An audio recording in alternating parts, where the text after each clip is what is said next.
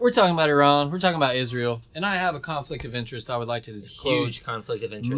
My lady, my woman, my property, she is... oh, God. She is Iranian. So I do have a little bit of bias in the sense of, like, I actually care about Iranian people. Not to say I don't care about... Ryan's a spy for...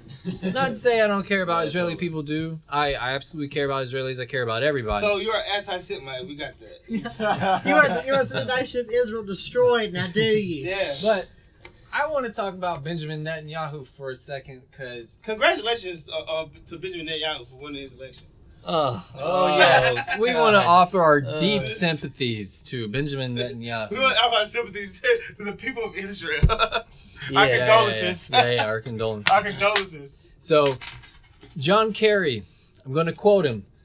Talking about Benjamin Netanyahu says, "The Prime Minister, as you will recall, was profoundly forward-leaning and outspoken about the importance of having Iraq under George W. Bush. Invading Iraq under George W. Bush, and we all know what happened with that decision. And with regards to Iran, John Kerry said, he may have a judgment that just may not be correct." So even our Secretary of State was kind of having these pointed remarks recently with Benjamin Netanyahu. So what did Benjamin Netanyahu say in 2002? He said, "There is no question whatsoever that Saddam is seeking, is working, is advancing towards the development of nuclear weapons. Once Saddam has nuclear weapons, the terror network will have nuclear weapons." So I just want to go on the record saying Benjamin Netanyahu, in my mind, has no credibility when he's trying to pontificate out there about how the United States shouldn't be making our deal with Iran with all the other big powers in the world. So whatever those 5 other developed nations are that are going along with this and also agree to this plan. I mean, I think Obama is kind of trying to throw a Hail Mary in his presidency. Doesn't have that great of a foreign policy record. So this would be a great deal. I think this would be a great deal for America. This would be a great deal for Iran. It would be if it's done, I thought. But it has to go through Congress, though. It does have to go through Congress. Congress. To go through Congress. It does not. It does not. What does it? It's as an executive agreement. Basically, to be upheld, it has to go through because the sanctions have to be upheld by Congress. The sanctions, the way that the sanctions are written, allow for the president to pull back the sanctions whenever he wants. So no law actually has to be passed, and they're going to do this. What the hell is Cotton talk about? What is letter then? Because he's just wrong. Tom Cotton is just a complete idiot. Here's a funny story about Tom Cotton. In 2000, and I think it was 2004, 2006, he wrote a letter in the New York Times when he was in the military calling for the New York Times, a journalist that exposed some sort of an intelligence program around the Iraq War, to be thrown in prison. I mean, Tom Cotton doesn't know anything about the law. He doesn't know anything about it. So he's quite... Yeah, he's good at capturing people's attention. On the issue of Iran, the thing is we've totally mishandled this situation all along. Yes, the Israelis are basically like they have an anxiety condition by pretending that they're going to be destroyed next week, which is a silly thing because Iran would not risk themselves being destroyed just to fight a random war with Israel that also is a nuclear-armed nation and has the U.S. in support of it. And the sanctions have not helped what we've done with Iran because it's just made the people angry at us. Even though there was a large segment of the Iranian population that does not support the Ayatollah and the more conservative elements of Iranian society. So we have to be working towards making alliances with those people. In terms of why Iran wants a nuke, yeah, they want a nuke, but they want it because they can bully and extort their neighbors. For some reason, Pakistan, India, and Israel for that. You're saying Iran wants a nuke? Yeah, to bully and extort their neighbors. I'm gonna before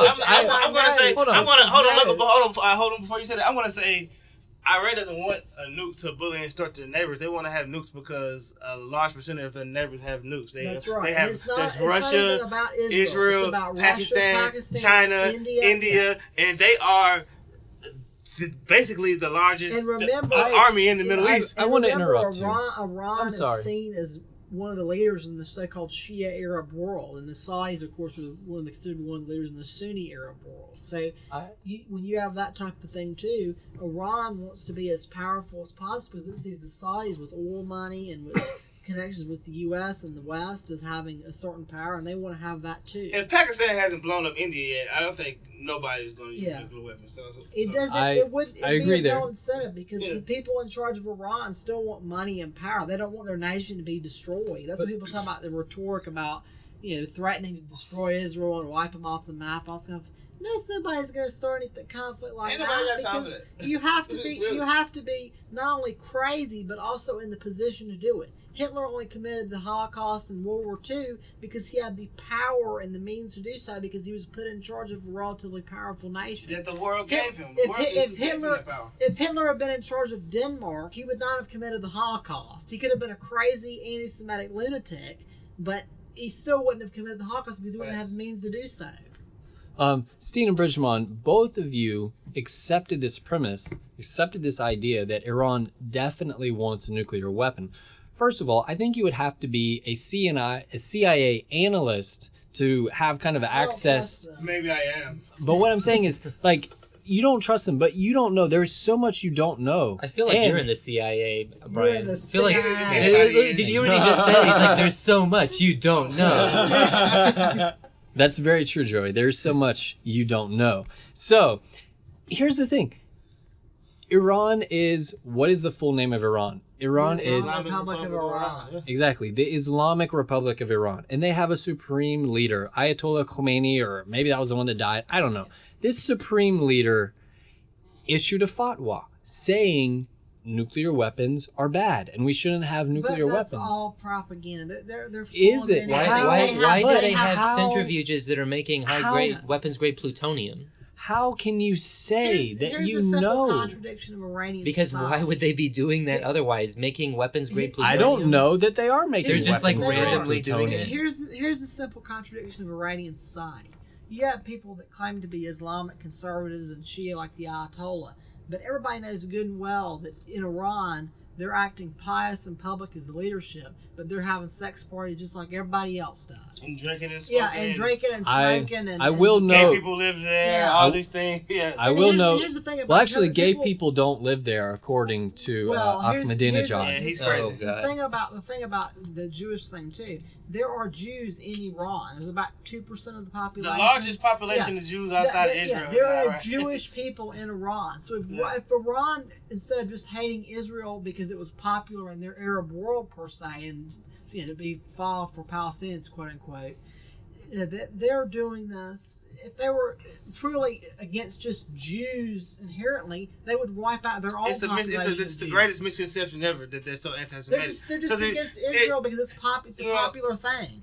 Israel is anti-Persian. But- If you look at the history of Israel, if you go back to the Bible, biblically, it was Cyrus the Great who freed the Jews from the Babylonians and But allowed don't for you the wonder modern- why so many Iranians believe that the Holocaust didn't happen? I mean, that seems pretty. It's not so many. anti-Jewish. There's not That is so a many. very offensive claim, Joey. There's How not very many? many. You said so many. How many? There's And not what's so the many. data? Their former president Ahmadinejad refused to accept that the Holocaust. That's happened, one guy. He's not the whole country. who was elected he by was his country. he was the George Bush Oh, he of had Iran. a free and fair election, huh? Yeah, but George Bush still represents a pretty significant part of America, I would argue. Well, He's- yes, that's a good point, Joey. All right, so Joey if Hornbuckle. Iran is saying that they want to get research this nuclear technology for energy use, why don't we just send them a bunch of solar panels? That's right. Well, I but just if think that the problem is that the problem is now Ego. too is that Iran has gotten their program too far along and it's too far embedded. It's into no the stopping mountains it and things now. like that. You cannot stop it. It's the same thing already with done. North Korea. Unless we're willing to physically invade North Korea, we cannot. I mean, take they their already nukes have- away No, from Yeah, them. look, North if Korea we back already it up has for a moment, nukes, if we back it up, so- there are a lot of countries. If they're not blowing, if North Yeah. Korea isn't blowing anybody up, I mean, I'm Man, sure. what the fuck are we kidding? There are a lot of countries that do nuclear power, and there's a lot of countries.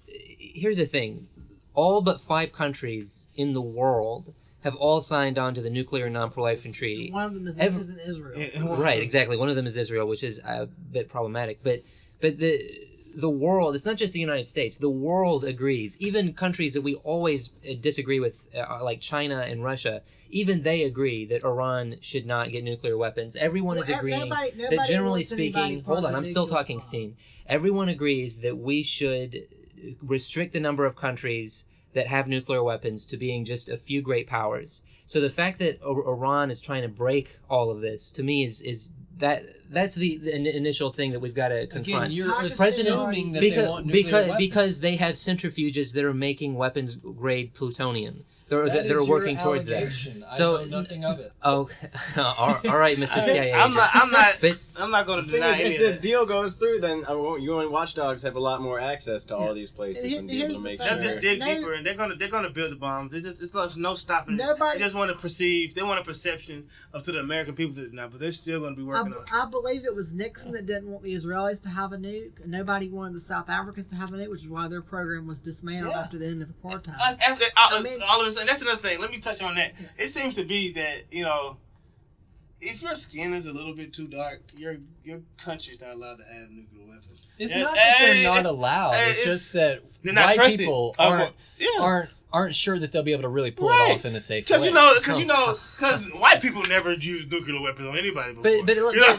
well, You know? I generally agree with your sentiments on these things, but I mean, India has nuclear weapons, and even though it's not accepted in the the world doesn't like it. I would argue that I don't think the world cares. I realize that it's not Joey, in the they have a non-proliferation neoliberal deal, president. but It's I cool. really don't think that the world. I think the United States is actually fine with it. We have nuclear deals with them, not on weapons, but on nuclear power. When they first started Wait. testing nuclear weapons, we had a lot to say about it. We had a whole lot to say about it. We did like 50 years ago. And China had a lot to say about it as well. Yes, but the United States had a lot to say about anybody trying nuclear weapons. America was upset when France was doing it. America was upset Because when we China was want to be doing the only it. ones that have them. Right, but that's what I'm saying. I don't think it's so much skin color, although I think skin color is a definitely part of the issue. Here's the thing though that I want to say is that I think that Iran's I think that this deal is actually a really good deal. I think it's much better than people realize. In part, it's going to depend on whether or not Iran actually follows this. But to be able to say, let's try this. But Let's what at is least the try deal? this. Do we even know the deal? It's not written down. That's It's what not I'm saying. written down. Anybody written knows the on deal. paper. The framework is Yeah, that we've agreed to a framework that needs to be finalized by the end of June, if I remember correctly. Yeah, and so the framework essentially lays out that Iran is going to get rid of 98% of its centrifuges that are making this That we know about. That we know about, yeah.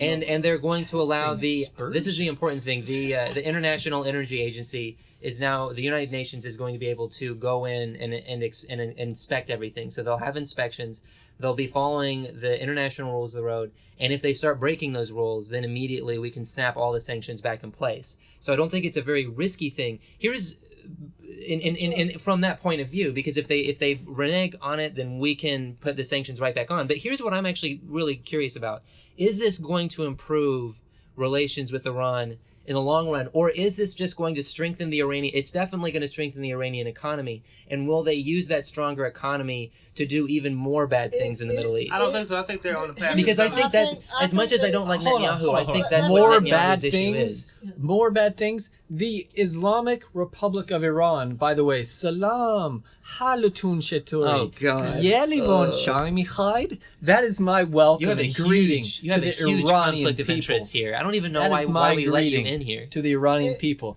The Iranian people Well, if the are CIA wasn't watching this before. are bravely fighting. Iranian people are essentially acting as U.S. ground troops on the ground in those are Tikrit, genocidal Shia fighting militias. ISIS. No, they're raping and looting. But better them than Yeah. my friends. The Iranians are taking on ISIS. Yeah, they And are. it is Somebody else is. awesome. Israel's not sending any troops. That's But, right. but if you look at, Here's the thing. Let me just jump in on this thing. Engagement leads to progress, I would say. So, number one, if we were going to bomb Iran, we should have done it 5 years ago instead of messing around Iraq, because that would have been the time. But it's R2 dug in now.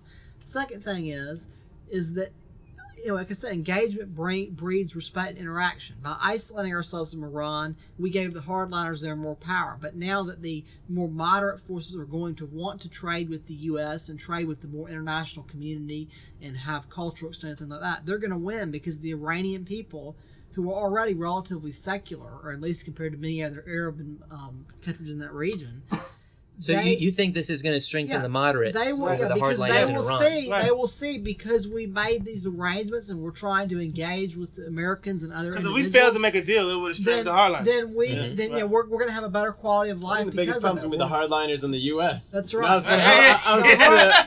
I was listening to a story on the NPR about this yesterday, and they were basically talking about how the Ayatollah told the hardliners to calm down on the deal and just to basically accept what's been going on. But in the U.S. we got the Republicans Yeah, you know, that's unfortunately being a really good Republicans. point. And That's a really good point. that Got a hard- hardliner And problem. That the whole point. hardliner, That's the whole point of diplomacy, be it the Cuban Missile Crisis or anything else, is to neutralize the hardliners on either side. If you have two Right. countries in disagreement, you have to neutralize the hardliners and reach a diplomatic arrangement. We should never fear to negotiate. And Mr. Hardliner Netanyahu says that this deal can't go through unless Iran recognizes Israel's right to exist. So we'll see if he gets his way.